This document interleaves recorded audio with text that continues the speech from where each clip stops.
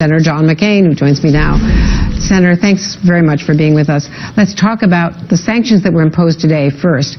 Is this going to have any impact, do you think, on Vladimir Putin and his circle and his decisions? Well, it may have an impact as far as Putin is concerned.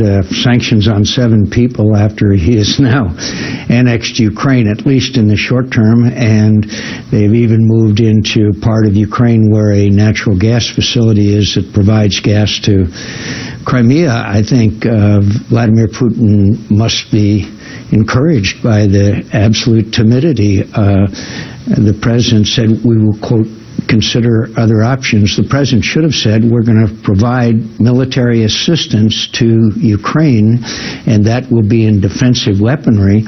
But to not do that after this country has lost a large part of its territory due to Russian aggression, I think, frankly, it's encouraging, and it makes me less optimistic about Putin exercising restraint in eastern Ukraine. He's got it set up now. He's even got the troops and even AWACS aircraft deployed so that if the, quote, provocations continue, he could move into eastern Ukraine basically with impunity, and that would obviously be tragic. I was struck by the fact that the White House, in the conference call today with us and in the president's statement, didn't mention that gas terminus. They're already outside of Crimea. Admittedly, it's a small area, but it's a critical area. It's a strategic area.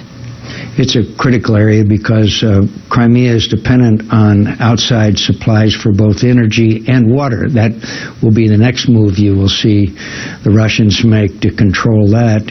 And it is obviously an invasion of Ukrainian territory outside of Crimea.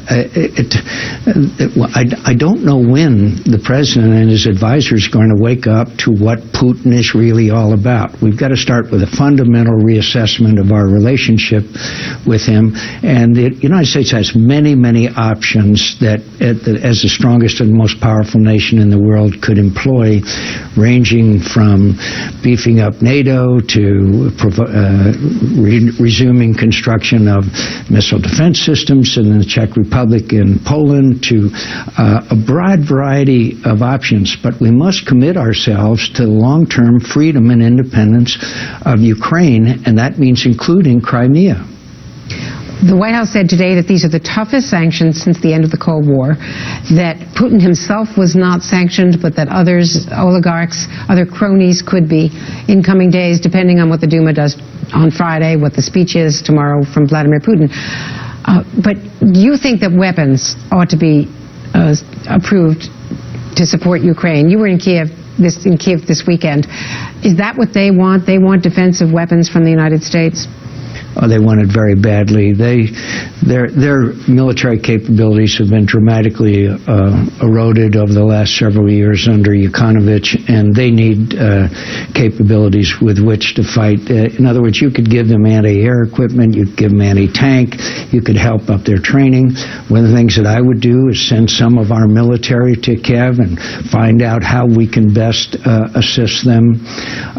Look, if you are now sitting in Lithuania or Latvia, say, where 30% of the population is, quote, Russian-speaking, Moldova, that's not a part of NATO, and the Russians are occupying already part of your country, Georgia, you'd be very nervous today. And the president's response, I don't know how it could have been weaker besides doing nothing. 7 people being sanctioned after naked aggression has taken place.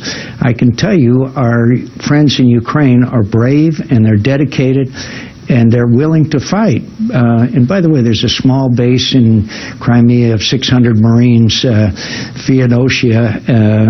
It'll be interesting to see what happens in that particular case. But overall, they feel to a large degree that we are not giving them the support that they had hoped for.